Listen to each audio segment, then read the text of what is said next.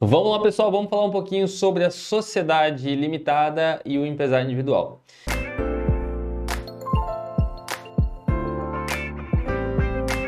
Essa é uma dúvida de muita gente que está começando um negócio, está empreendendo e precisa saber exatamente o que deve fazer para se formalizar e não ficar irregular, né? Não ficar numa situação irregular, daqui a pouco ser cobrado por tributo e etc.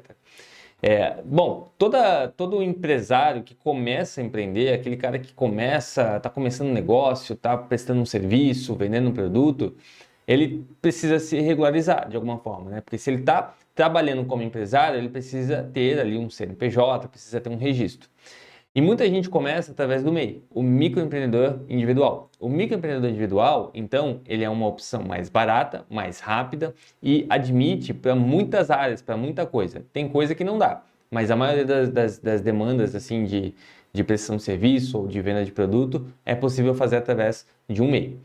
Esse MEI, ele é uma ferramenta que o Estado criou para buscar a regularização dessas pessoas que tinham um negócio, mas não se regularizavam, faziam um CPF. Então, é uma forma de desburocratizar e fazer com que a pessoa consiga se regularizar. Só que o MEI, ele tem um faturamento anual baixíssimo, a gente está falando de 81 mil por ano. E às vezes você pensa assim, mas 81 mil por ano, Matheus, dá 5 mil por mês, 6 mil por mês. Então 6 mil por mês para mim é muito dinheiro, mas não é 6 mil de lucro, 6 mil de faturamento. Então se você fatura 6 mil por mês, você já está no limite ali do MEI. Então às vezes você fatura 6, 3 você gastou para produzir e 3 é o teu lucro, entende? Então é um limite muito baixo. A tendência é que haja um aumento desse número, desse valor, né? Mas enquanto não tiver um aumento, se você ultrapassar essa faixa, você tem que se desenquadrar. Você tem que se tornar daí uma sociedade empresária. Então, para você sair do MEI e virar uma sociedade empresária, o que se deve levar em consideração é o valor do patrimônio, o valor do faturamento, perdão. O valor do faturamento, então, se ultrapassar esses 81 mil, você já tem que se desenquadrar e virar um empresário, uma sociedade empresária. O que acontece muito é que as pessoas não fazem isso, as pessoas não se desenquadram. Eu já vi muita conveniência, por exemplo, que chegou a 200 mil reais por ano, 300 mil reais por ano, porque conveniência tem muito essa, né? Você compra lá, vamos botar uma bebida, uma cerveja, você compra por 5 e vende por 8.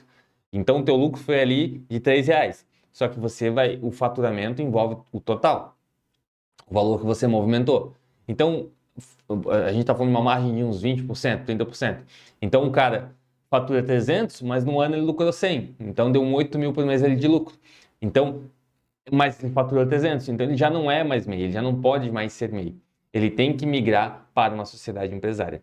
Acontece que para migrar para uma sociedade empresária, ele vai ter custo, ele vai ter que ter um contador, uma contabilidade, e ele vai ter que, além de ter o contador, ele vai pagar alvará, vai ter que ter bombeiros, ele vai ter que ter toda a documentação que uma empresa exige.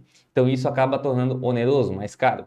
Só que o problema é que se você não se desenquadrar, se você não sair do meio, em algum momento a fiscalização pode identificar esse superfaturamento e pode te multar pelo tributo não recolhido.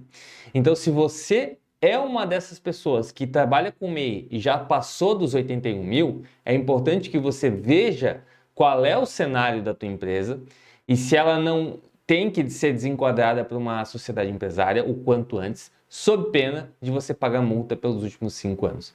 Então você tem que tomar muito cuidado com isso, porque o MEI, ele te protege, ele é uma ferramenta barata por um tempo. Em algum momento você tem que desenquadrar e virar uma sociedade empresária.